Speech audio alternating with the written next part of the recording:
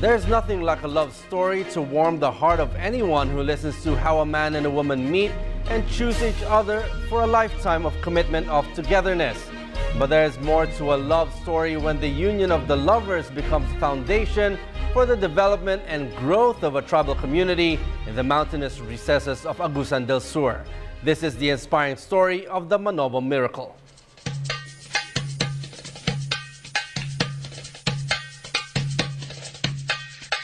He was a handsome and wealthy businessman from America who, after reaching a threshold of success, decided to return to his home country, the Philippines, with the intent to share his expertise and resources for a worthy cause, specifically for those who have not only been marginalized but left out of the mainstream of national life. She was the lovely heir apparent of her father, Datu Tagliong Cugyat of the Manobo tribe of Agusan del Sur, and was proclaimed supreme leader in an acclamation ceremony by the Council of Elders and her people.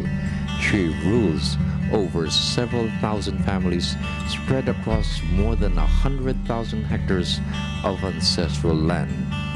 It started as a, well, I guess love.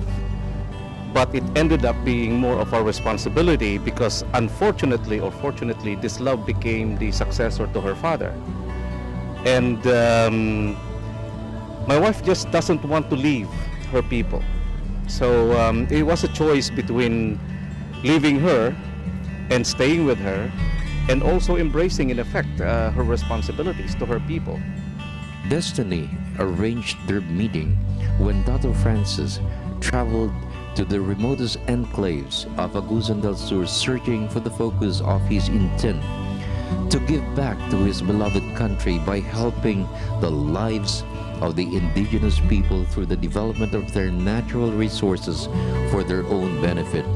What began as a story of love evolved in 5 years to become the Manobo miracle of Barangay Valentina in Agusan del Sur. It is a miracle in the midst of the ancestral forest undertaken by a people who continue to protect and preserve their land against the intrusion of those who threaten to destroy their environment. Ang masasabi ko talaga kay Bunanat, talagang itong tao na ito is kapag magsalita siya, matagal man maibigay niya o makuha niya kung ano yung pinangako ay talagang ibibigay niya kung anong napangako, kasi ganyan din ang nakikita ng aking tribo. Noon, nung nagsisimula pa lang kami nito, nakita talaga nila na talagang seryoso siya, at kahit mahirap man o hindi mahirap, ay talagang andun talaga siya sa pagsuporta sa tribo.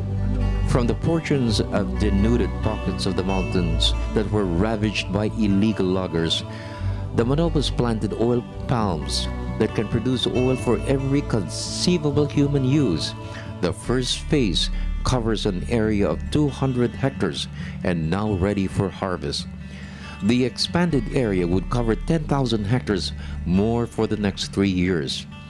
In addition, an integrated sustainable development plan has been set with oil palm, corn, coffee, cacao, forest products like bamboo, rattan, and wicker well on the way to full production, and what began 5 years ago has now progressed to comfortable shelters for the natives, scholarships for their deserving students, medical assistance and health care, livelihood activities that strengthen self-reliance and dignity, a purely Manobo undertaking.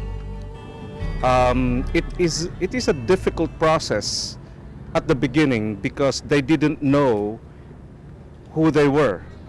They've just been taught the wrong things, and they didn't have the confidence to really believe in themselves that this can be done. And that is the biggest challenge of all, to put in their minds that they are left by their father resources that, if properly managed, can secure their own future, and also letting everybody know from the outside that they have to work equally with the tribe. This is a love story like no other, coming as it does from the heart of two people who devote their lives for their people. It is a love that has blossomed from their union towards the larger community of their tribe. For the People's Television Network, this is Freddie Abando reporting.